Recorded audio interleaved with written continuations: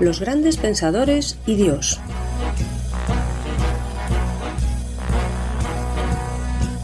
¿Qué pensaban acerca de Dios las grandes mentes que nos han legado su saber?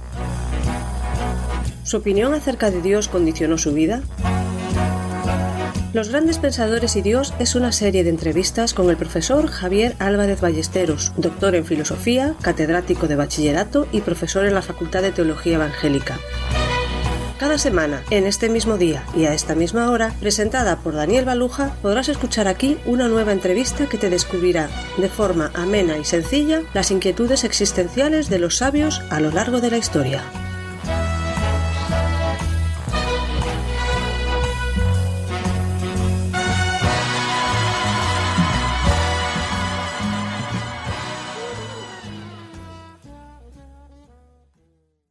Bienvenido, Javier.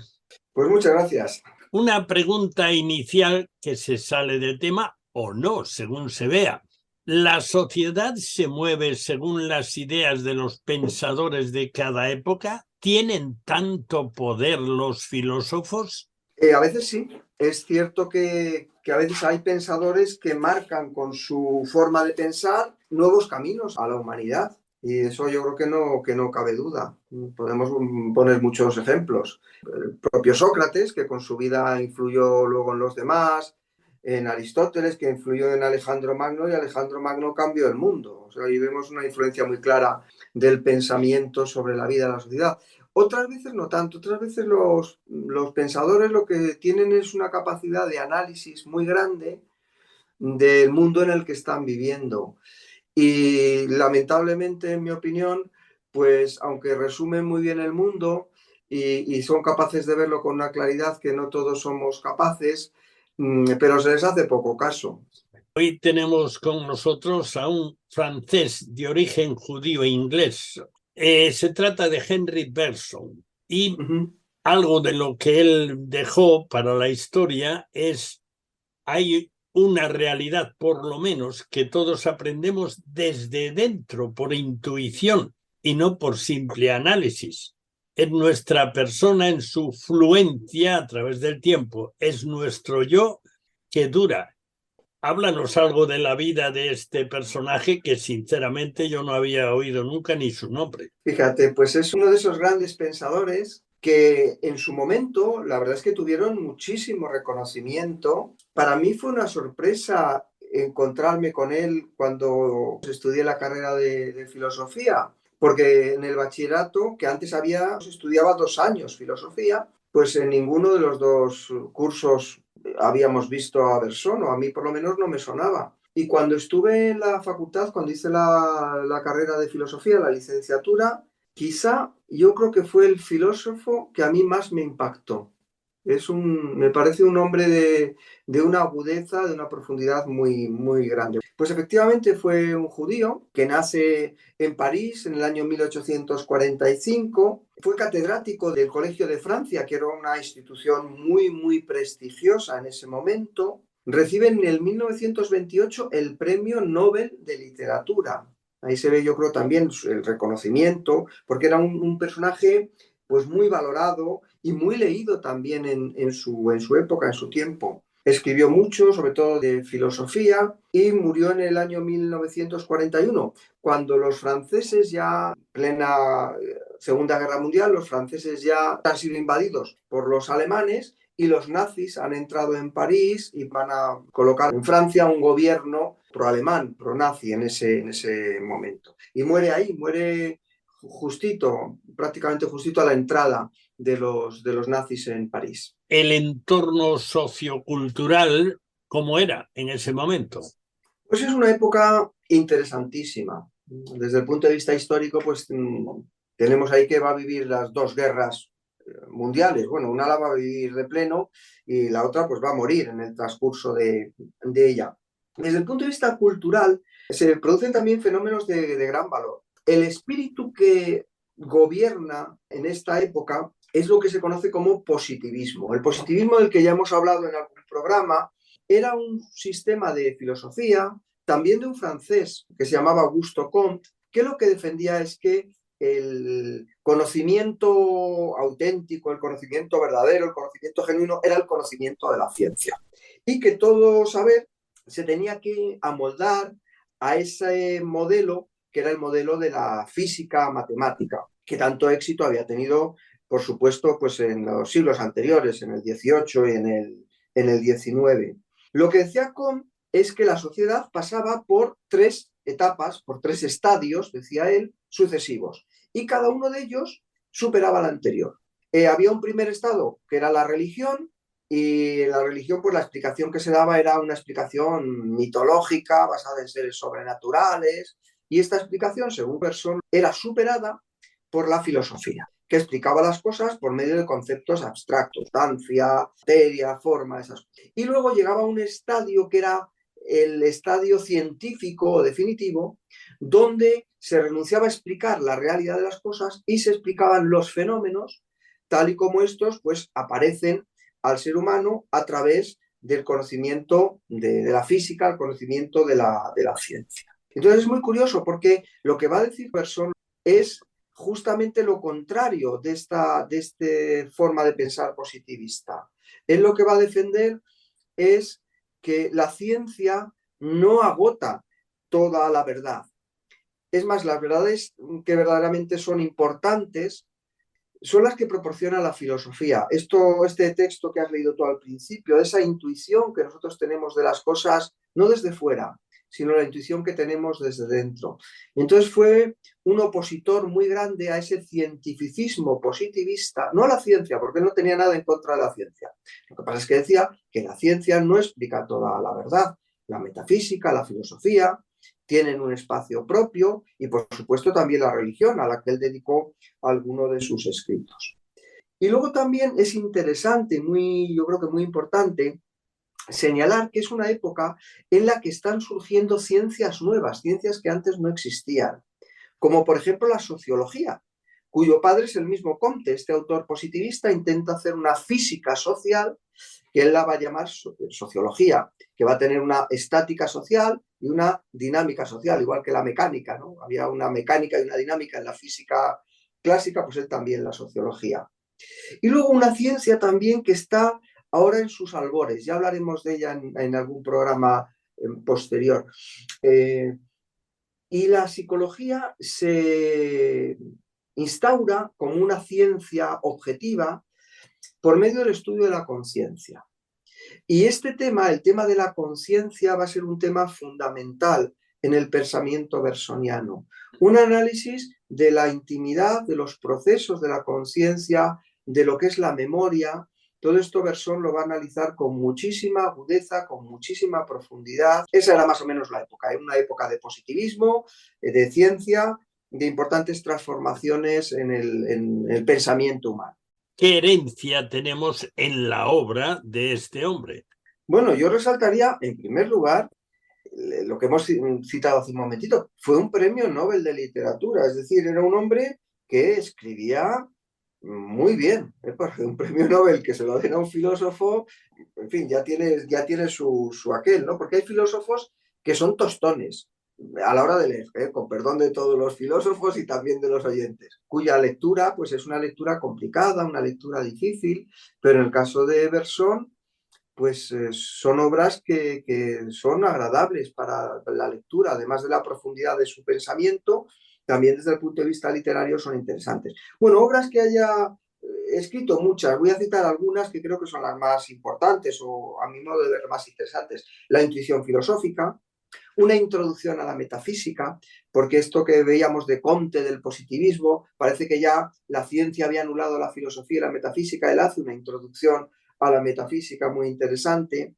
Materia y memoria, que es una obra también apasionante sobre cómo funciona la conciencia, el valor que tiene nuestra capacidad de recordar la memoria, porque si perdemos memoria, perdemos nuestra propia identidad.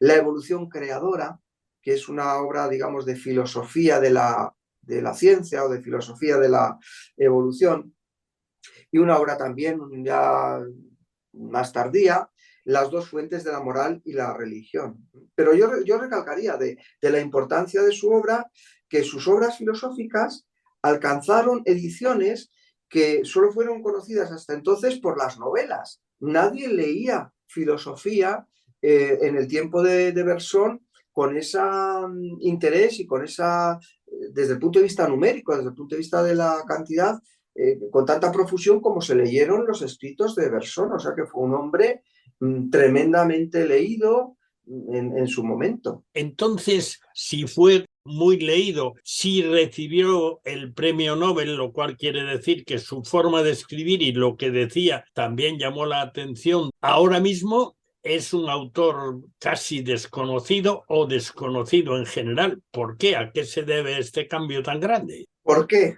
Pues porque vivimos en un mundo materialista. Y entonces la filosofía de Bersón no va por esos derroteros. Vivimos en un mundo muy centrado en lo que es pragmático, en lo que es utilitario, en lo que tiene un sentido y un valor inmediato. A ver, Bersón defiende una visión evolutiva, pero no materialista de la realidad. Y ahí está el problema. Es decir, él cree que la materia no lo explica todo.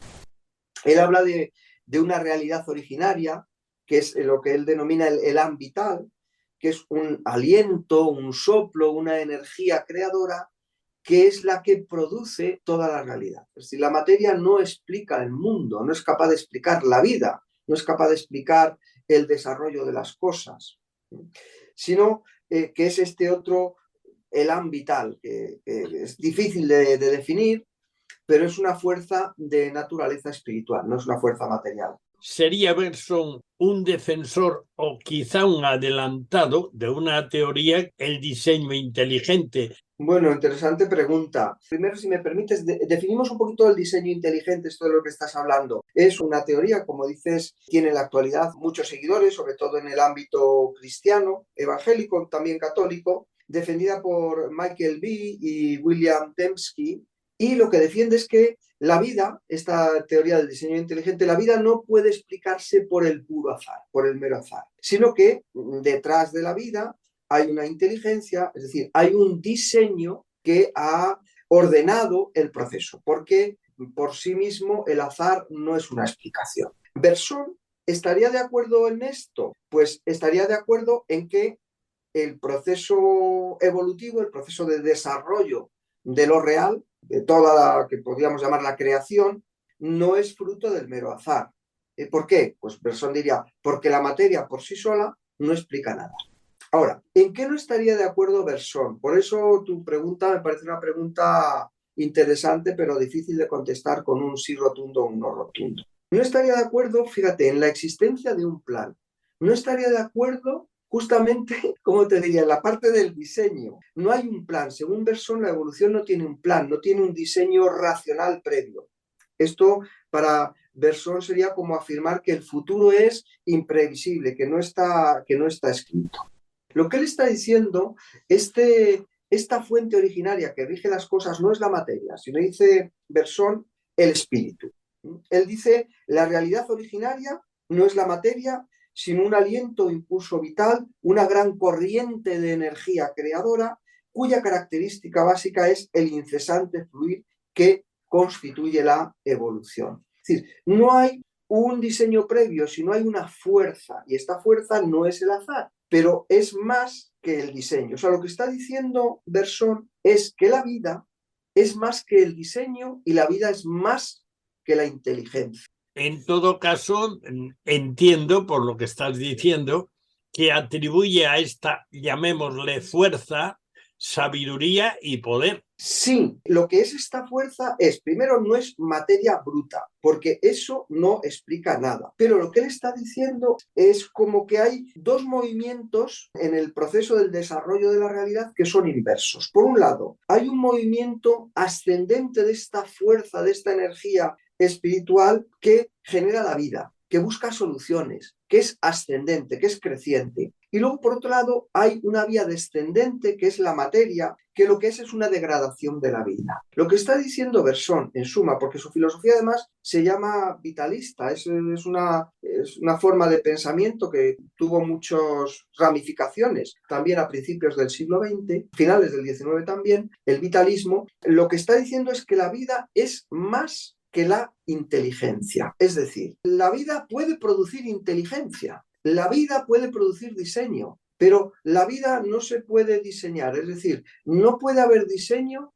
si no hay previamente una vida. Y esto a lo mejor nos puede resultar muy extraño porque esto es filosofía, no es exactamente teología, pero fíjate, el Evangelio dice, en él estaba la vida y la vida era la luz de los hombres. ¿Cuál es la fuente de la creación? La vida, la luz, la razón. Jesús dice, yo soy el camino, la verdad y la vida. No yo soy el camino, la verdad y el diseño o el entendimiento o la lógica, la vida. ¿Por qué? Porque la vida puede producir inteligencia. Ahora, la inteligencia sola, el pensamiento solo, la lógica sola puede producir la vida. Dice Bergson, no, la vida es más, la vida es algo muchísimo más grande que el pensamiento. Esa plenitud de la palabra vida es la que le maravilla, la que le hechiza, por decir de alguna manera, a Bergson. Entonces, la vida es algo que el pensamiento no puede agarrar de todo, porque es la fuente originaria de la que brota todo, incluso el pensamiento. Entonces, podemos elaborar, sintetizar una idea central de lo que pensaba Bergson, de lo que quería comunicar, porque era para él lo esencial, lo central. ¿Podemos describirlo?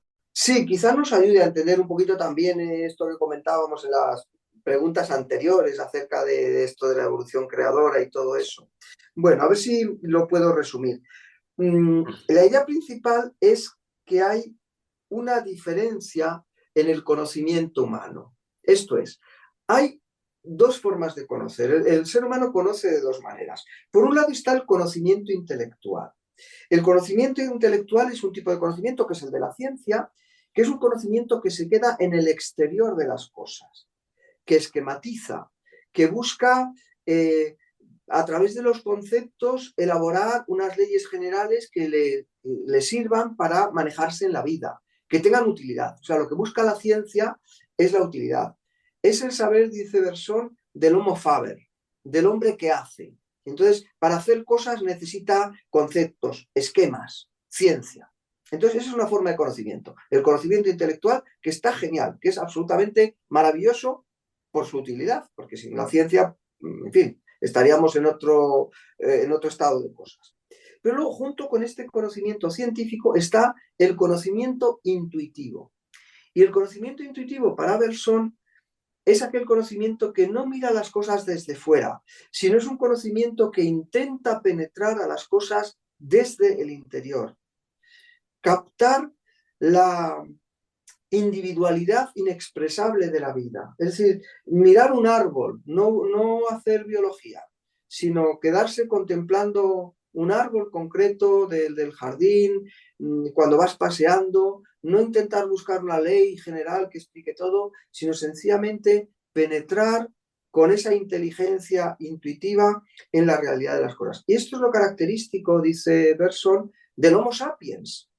El Homo sapiens es sapiens porque filosofa, y esa filosofía siempre tiene un punto de partida en la intuición. Bergson fue un hombre que acercó también mucho la poesía a la filosofía. Entonces, estas dos formas de conocimiento están en la base de la forma de entender el mundo, y también comprenderlas es poder acercarnos un poco a la filosofía de Bergson. A ver si lo explico con un ejemplo, que normalmente esto se entiende mejor así.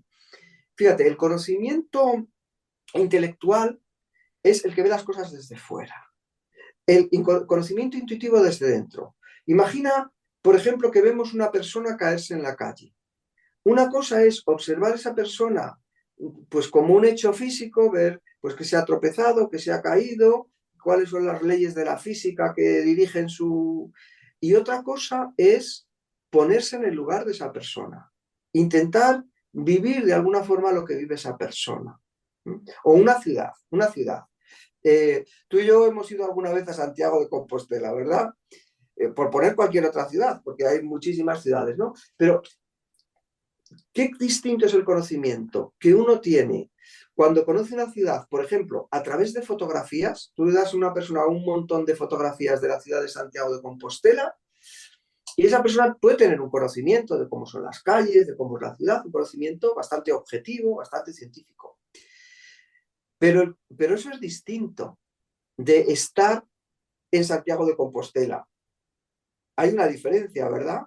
Y eso es ese estar penetrado de las cosas y en las cosas es lo que nos proporciona esta forma del conocimiento que también tiene el ser humano. No verlas desde fuera, sino intentar penetrar en la realidad desde dentro, que en suma es la labor de la metafísica para Bergson y de la filosofía en general. Cuentan que Bergson, en una cierta altura, ya siendo conocido y famoso, que mantuvo una polémica importante con Einstein, padre de la teoría de la relatividad. ¿En qué consistió ese enfrentamiento entre dos colosos de la ciencia y de la filosofía? ¿En qué consistió? Bueno, pues parece que el enfrentamiento se produjo en una conferencia, aunque ya tiene pues sus raíces en el pasado de estos dos personajes tan importantes. Por cierto, una nota curiosa, los dos judíos, tanto Bergson como Einstein. Bergson, al estudiar la conciencia y la memoria, ha dado también mucho valor al estudio del tiempo. Entonces, el tiempo es una realidad o un aspecto muy, muy importante para Bergson de la conciencia humana. Entonces, en aquella famosa conferencia, Einstein estaba explicando algunos aspectos de la teoría relativista, que bueno, le dedicaremos algún programa también al amigo Einstein. Lo que va a decir Einstein en relación al tiempo es que no existe un tiempo absoluto, que el tiempo es una magnitud física que está muy ligada al espacio y que el tiempo, al no ser absoluto, es un tiempo relativo. ¿Relativo a qué? Pues relativo a la velocidad. Es una cosa curiosa, a ver si con un ejemplo también, igual que la pregunta anterior, con un ejemplo intentamos explicarlo. Mira, imagina que nosotros pudiéramos ahora hacer un viaje muy rápido, casi a la velocidad de la luz. Tú coges ahora mismo, te montas en una nave mientras estamos haciendo el programa y yo estoy hablando aquí de estas cosas tan raras, tú te montas en una nave espacial que va casi a la velocidad de la luz y en 2 minutos vas a hacer un viaje de ida y vuelta, yo qué sé, pues en dirección a Marte. Te vas y vuelves y yo sigo hablando, ¿no? Mientras tanto, ¿qué es lo que va a pasar cuando tú vuelvas pasados 2 minutos de tu viaje? Pues te encontrarás que el programa ya ha terminado y que yo soy ya muchísimo más viejecito que lo que soy en la actualidad. Es decir, para ti el tiempo, según Einstein, habrá pasado muy lentamente porque ibas a una velocidad muy rápida. Y sin embargo, yo que no voy a esa velocidad, el tiempo hubiese pasado muchísimo más lentamente y yo ya sería una persona más mayor. El caso es que, al terminar la conferencia, Bergson intervino, le dijo que el tiempo no es solamente eso, que lo que producían los físicos era una especie de espacialización del tiempo, de medir el tiempo pues con categorías físicas, que no está mal, pero Bergson dice el tiempo es algo más que eso. El tiempo es una vivencia de la duración interior, no es lo que miden los relojes, aunque estos relojes vayan a una velocidad muy grande, total. Que Einstein le contestó a su intervención, ni corto ni perezoso, le dijo, a ver, el tiempo de los filósofos, dijo Einstein, no existe.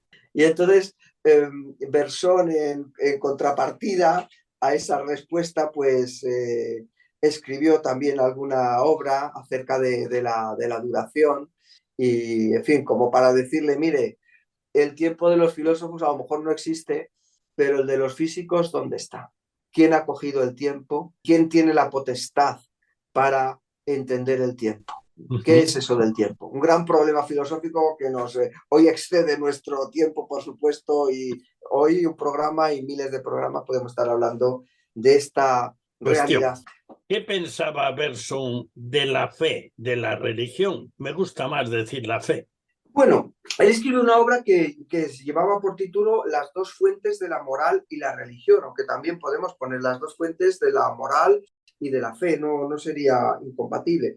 Entonces, él dice que hay dos raíces, dos fuentes de las que brota la moral y la religión. Habla de una moral cerrada, que es una moral que tiene como fundamento la solidaridad del grupo, es decir, la necesidad de que al vivir en sociedad tenemos que tener unas normas coercitivas para que no haga cada uno lo que le dé la gana, porque si no esto sería una locura. A esta moralidad cerrada corresponde una religión estática, cuyo fundamento es el temor. O sea, hay que obedecer las leyes divinas por temor a tener un castigo. Van en paralelo, y estas dos formas de moral y de religión suelen ir juntas. Y luego, frente a estas fuentes, entiende Bergson que hay otra fuente de la moral que él llama la moral abierta, que se basa no tanto en el temor o en la imposición, sino en la libertad y el amor. A esta moral abierta corresponde una religión dinámica. Es la religión de las almas que se dejan penetrar por ese contacto personal con lo divino. Hoy diríamos aquellos que tienen con Dios no una relación puramente moral, sino de obediencia, ¿no? Sino una relación de amor, una relación personal. Y que él la encontró precisamente, Bergson, encontró grandes ejemplos de esto precisamente en los místicos cristianos, de esta religiosidad o de esta fe viva, esta fe que conoce desde el interior, como hablábamos antes, no desde el exterior, sino que intenta conocer a Dios desde la relación íntima, desde la relación personal. Es decir, que es evidente que a este gran pensador podríamos calificarlo como un estudioso de la interioridad. ¿En eso entraba Dios también? Sin duda alguna. Me gusta mucho cómo lo has definido. Es un pensador de la interioridad, como fue, por ejemplo, San Agustín y otros que han, Descartes, otros que han intentado, pues eso, penetrar en la interioridad del alma humana. Y, por supuesto, claro, también los místicos. Él escribe, los que me han iluminado son los grandes místicos, como Santa Teresa y San Juan de la Cruz. Estas almas singulares, privilegiadas, hay en ellas, lo repito, un privilegio, una gracia. Los grandes místicos me han traído la revelación de lo que yo había buscado a través de la evolución vital. O sea, al final, toda su filosofía, todo ese intento de explicar, al final encuentra en la mística de Teresa de Jesús y de San Juan de la Cruz eso que él había estado buscando antes. A mí me recuerda mucho a San Agustín. La convergencia sorprendente de sus testimonios no se puede explicar más que por la existencia de lo que ellos han percibido. O sea, estos hombres y mujeres vieron algo real. Este es el valor filosófico del misticismo auténtico. Él nos permite abordar experimentalmente, que es lo que le interesa a Bergson, la existencia y la naturaleza del Dios. Es decir, ese contacto íntimo y personal con Dios. Entonces, él dice, bueno, por lo menos en su biografía aparece algo, los temas principales de estudio son Dios y el ser humano como ser libre y responsable que se crea a sí mismo y al hacerlo crea el sentido de las cosas. Yo creo que eso está bastante cerca de lo que tú estabas diciendo ahora. Sí, pensamos, ya te digo, a mí me recuerda mucho a Agustín de Hipona. Agustín de Hipona decía, hay dos cosas que quiero conocer, a Dios, es decir, quién es Él, quién es ese absoluto, quién es ese total, último y explicador y que da sentido a todas las cosas, quién es Dios y quién soy yo y el alma humana. Esto es lo que dice Agustín en los soliloquios, en los pensamientos reflexivos mirando hacia dentro de sí mismo. ¿Qué es realmente lo importante? Pues lo verdaderamente importante es saber quién es Dios y quién soy yo en relación a Él, que es lo que estamos señalando también del pensamiento de Bergson. Dinos algo para leer. Quizá La evolución creadora pueda ser un libro sugerente para que quiera conocer el pensamiento de Bergson. Muchas gracias, Javier, por tu tiempo y por acercarnos al pensamiento de los grandes pensadores. Pues gracias a ti por la posibilidad que me das de hacerlo. Los grandes pensadores y Dios se despide hasta la próxima semana, el mismo día y a la misma hora, cuando podrás escuchar aquí una nueva e interesante entrevista con Javier Álvarez Ballesteros, que nos acercará una vez más a las biografías íntimas de figuras destacadas de la historia.